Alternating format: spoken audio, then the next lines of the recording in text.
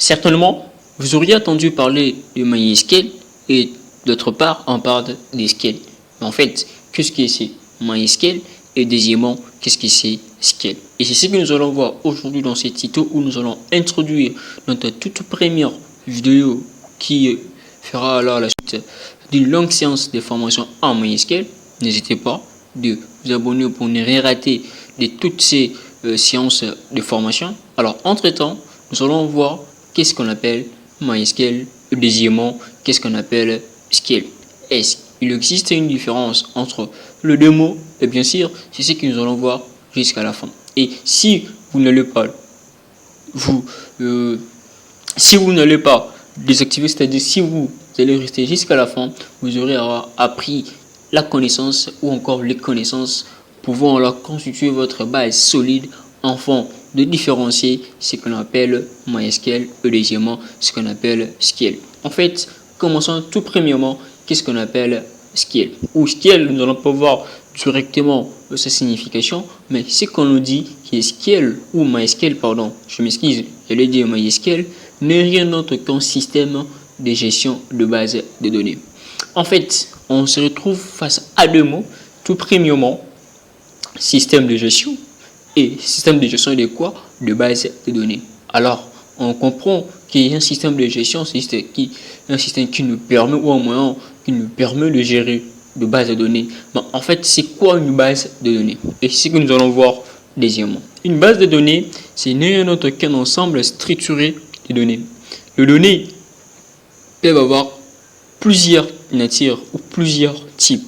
Tout comme on peut avoir ou on peut constituer ou former un ensemble structuré de photos. Les photos peuvent alors, dans ces cas, constituer les données ayant été structurées dans l'ensemble constitue notre base de données. Comme je le dis tantôt, que les données peuvent se présenter sous plusieurs types ou plusieurs natures, ce que l'on dit alors que les données, c'est rien d'autre qu'une forme d'information. Alors, nous n'allons pas entrer en détail pour pouvoir parler des données, mais sachez très bien que si MySQL c'est un système de gestion de base de données, une base de données en soi n'est rien d'autre qu'un ensemble structuré de base. Je m'excuse, un ensemble structuré de données. Alors, d'une part, nous nous sommes rendus compte que MySQL permet alors de gérer le base de données, c'est-à-dire ça offre un environnement permettant alors de gérer les bases de données. Si une base de données n'est rien d'autre qu'un ensemble structuré de données, alors comment MySQL va alors devenir ou être ce système capable de gérer les bases de données?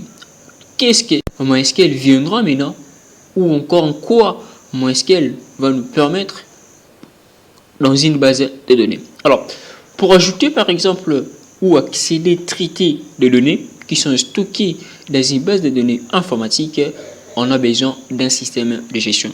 Alors on peut alors comprendre et dire qu'un système de gestion d'une base de données n'est rien d'autre qu'un système qui permet d'avoir accès à une base de données et de pouvoir en manipuler. En manipuler, soit vous pouvez ajouter ou encore traiter certaines autres informations. Que dit ajouter? Cela veut dire qu'on peut alors supprimer ou modifier également certaines autres informations.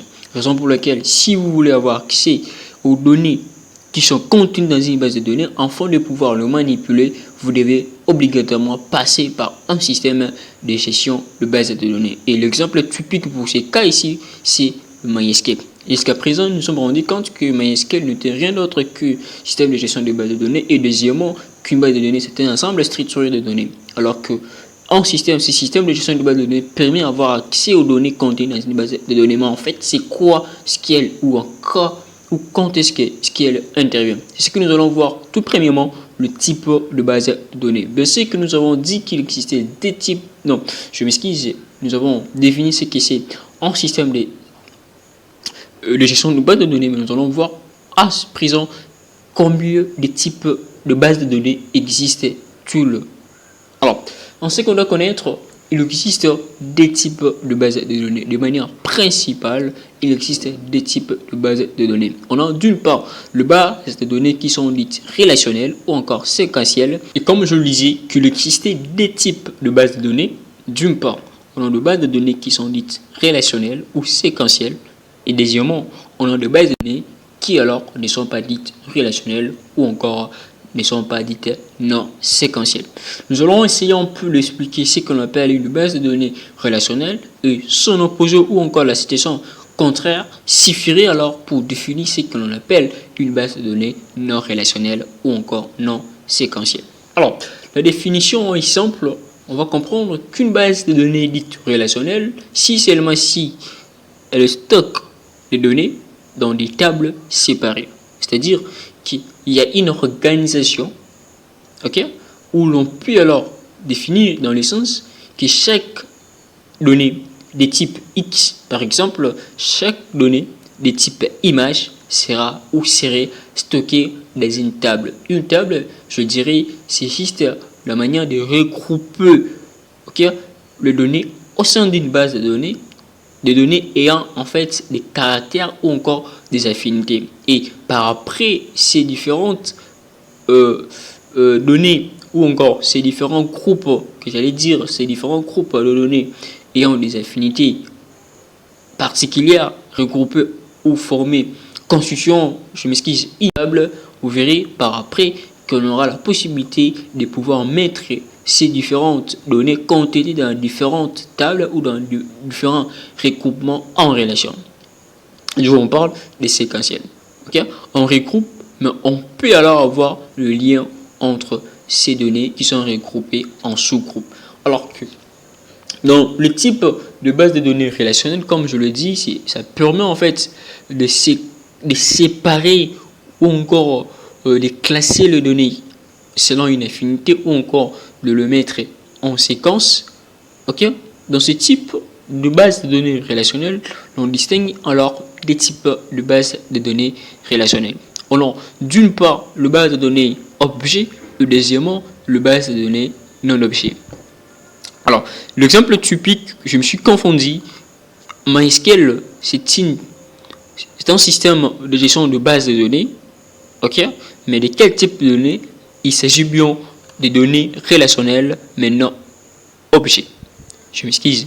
Alors que SportGrail, quant à lui, c'est un système de gestion de base de données relationnelles objets. Alors, qu'est-ce qui sera maintenant SQL? Alors, je l'ai dit tantôt plus tôt que la différence existait entre le deux types, c'était juste la session objet.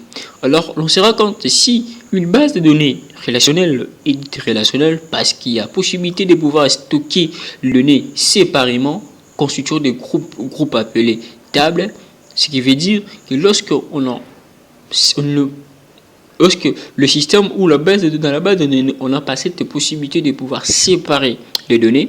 Dans ces cas, on parle de données non relationnelles ou non séquentielles.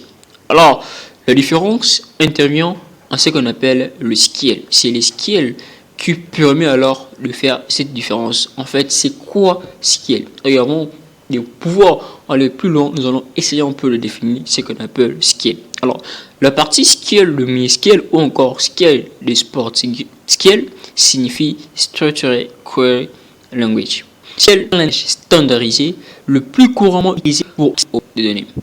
Et en fonction de votre environnement de programmation, vous pouvez entrer SQL directement, par exemple pour gérer des rapports ou incorporer des instructions SQL dans du code écrit dans un autre langage ou utiliser une appui. Alors, on rend compte que pour que vous puissiez avoir accès aux données d'une base de données, il faudrait alors utiliser un langage.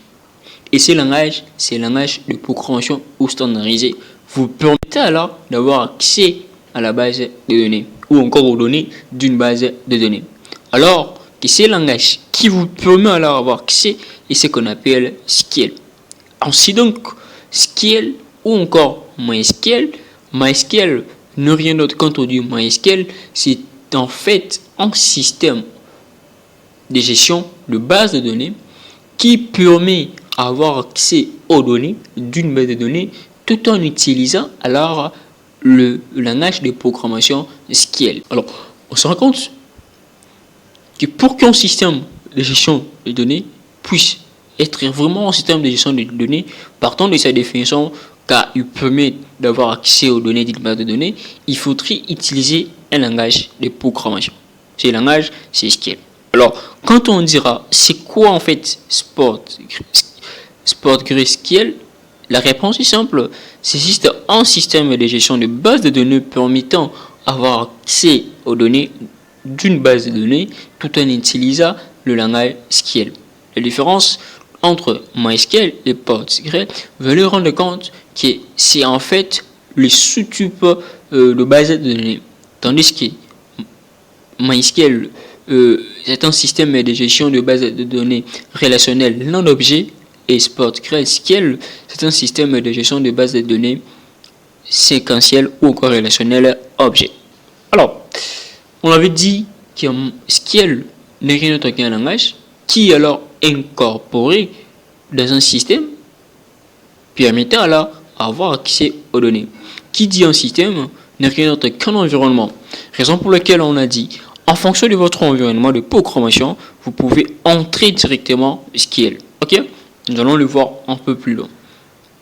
Alors, quand on dit open source, puisqu'il s'agit bien d'un système de gestion open source ne veut rien d'autre signifier qu'il est possible de pouvoir ou que n'importe qui l'utiliser ou de modifier le logiciel. Ok? N'importe qui peut télécharger le logiciel MySQL sur Internet ou l'utiliser sans rien payer. Si vous le souhaitez, vous pouvez étudier les codes sources et le modifier en fonction de vos besoins. Alors, par cela, nous nous limitons et nous verrons très prochainement quels sont ces outils qui alors vont nous permettre enfin de constituer notre milieu d'environnement permettant alors à avoir accès aux données d'une base de données et très prochainement pour voir les outils qu'il faudrait avoir pour programmer ou constituer un milieu adapté afin de gérer le base de données. Pour cela, on se retrouve très prochainement et je crois bien c'est pour un autre vendredi. Je m'excuse, c'est pour un autre vendredi et le vendredi prochain, nous verrons alors c'est quoi ou quels sont les outils pour faire MySQL.